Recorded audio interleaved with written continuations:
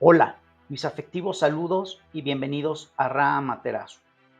Mi nombre es Sergio y en el tema de hoy les quiero compartir hasta dónde me llevó investigar la palabra apócrifo. Investigando por la red e indagando en diferentes enciclopedias encontré lo siguiente. Apócrifo, palabra usada para referirse a obras literarias falsas o de dudosa autenticidad en cuanto al contenido. También es usada para describir obras de arte de origen incierto o falso. En la actualidad, las religiones usan la palabra apócrifo para descartar información no considerada de inspiración divina. Por ejemplo, los evangelios apócrifos de la Biblia cristiana. En el caso de obras de arte o literarias, se usa la palabra pseudoepigrafía, que es adjudicar o firmar con el nombre de alguien que no es el verdadero autor de tal escrito, es decir, una atribución apócrifa.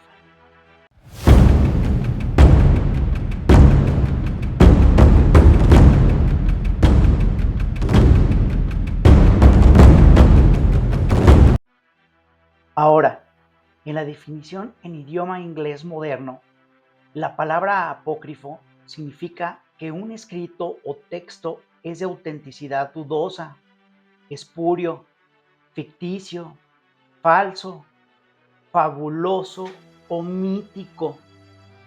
Entonces, con esta definición, todos los libros religiosos van a pasar a ser textos apócrifos porque son míticos y fabulosos y algo ficticios. Aquí vemos cómo la palabra comienza a tomar otro sentido con la definición contemporánea que está en idioma inglés. Lo más interesante de la palabra apócrifo es que en la antigüedad, antes del año 1600, el cristianismo usaba la palabra apócrifo para referirse a escritos que debían leerse en privado o en secreto, no leerse en liturgias o en sermones religiosos.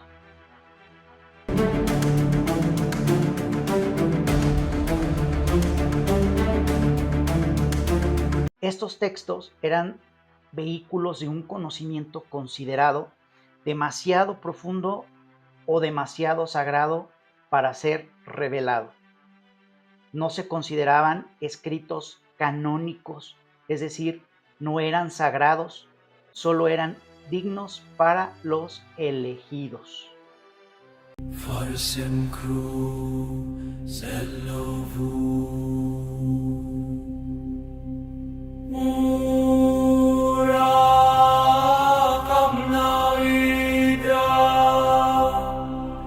Que el Concilio de Nicea se lleva a cabo en el año 325, que establece la doctrina de la Trinidad y la divinidad de Cristo, y también estableció la fecha unificada para la celebración de la Pascua.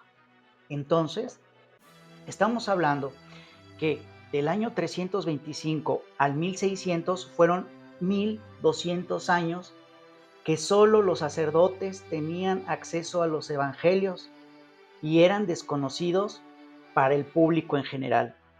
De hecho, etimológicamente, el origen de la palabra apócrifo en latino medieval es apócrifus, que significa secreto o no canónico, como hechizo de mago, apócrifus.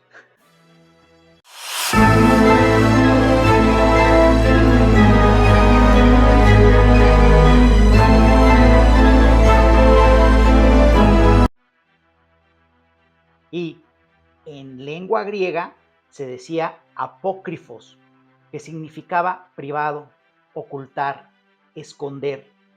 El idioma inglés pasó a significar esotérico, sospechoso o herético. Reitero, estamos hablando de antes del año 1600. Esto es lo que dicen las enciclopedias, yo no. Y solo como cultura general, La palabra esotérico era un término usado para referirse al conjunto de conocimientos, doctrinas, enseñanzas, prácticas, ritos, técnicas o tradiciones de una corriente de pensamiento secreta con símbolos ocultos y de difícil acceso, que se transmiten únicamente a una minoría selecta. Es decir, el conocimiento y el saber de los evangelios y los antiguos textos eran custodiados celosamente por las castas sacerdotales. Domine, miserere nobis peccatoribus, vita nos. Los apócrifos no se encontraban en escritos públicos, solo en libros secretos. Prácticamente era para uso exclusivo de la Iglesia. ¿No les suena la Biblioteca del Vaticano en la actualidad? Oh.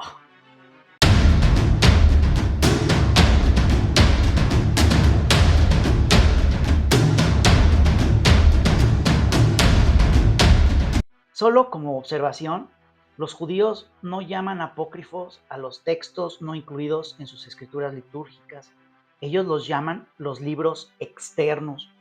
Y la razón de esto es porque sus libros externos fueron realizados por los esenios de Judea y los terapeutas de Egipto, que tenían una literatura secreta, como por ejemplo los rollos del Mar Muerto.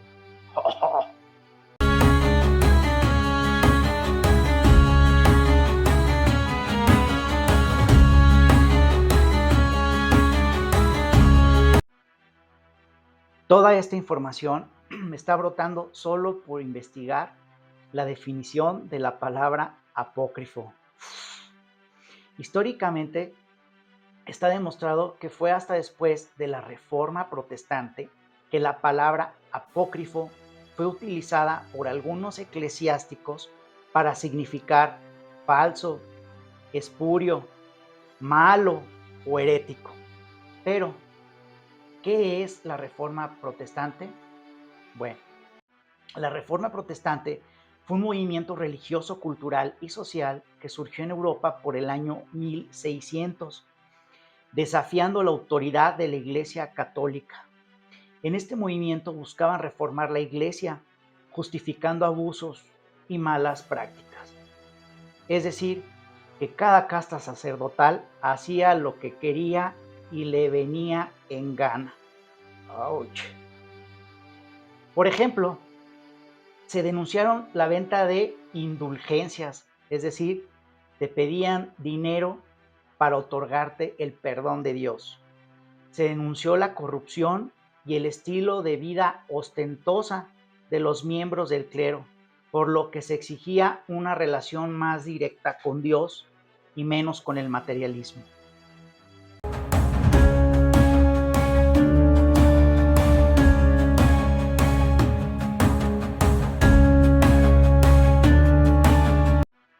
Por lo tanto, las consecuencias de esta reforma desencadenó guerras y persecuciones religiosas entre católicos y protestantes, afectando a varios países europeos, provocando que se diera origen a diversas iglesias protestantes con diferentes interpretaciones y prácticas, es decir, división.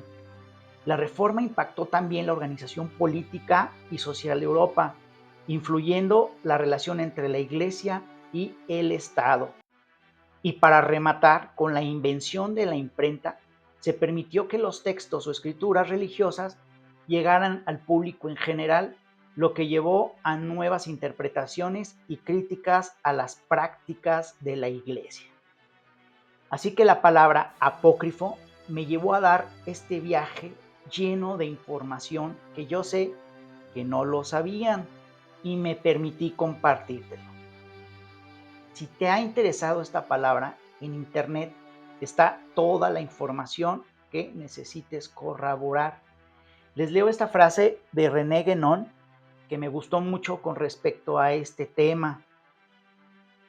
Dice así: todas las religiones poseen un núcleo esotérico que por su complejidad simbólica permanece oculto para la mayoría de los creyentes y el significado real de los rituales religiosos sería solo comprendido por los elegidos instruidos. ¡Ja!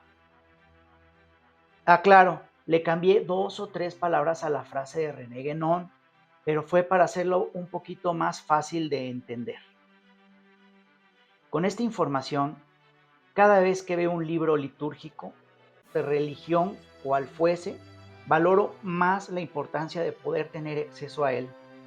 Ahora solo queda encontrar la razón de por qué era tan importante para los antiguos que guardaban esos pergaminos tan celosamente. Como se dice en mi pueblo, solo para conocedores, todo con medida y nada con exceso.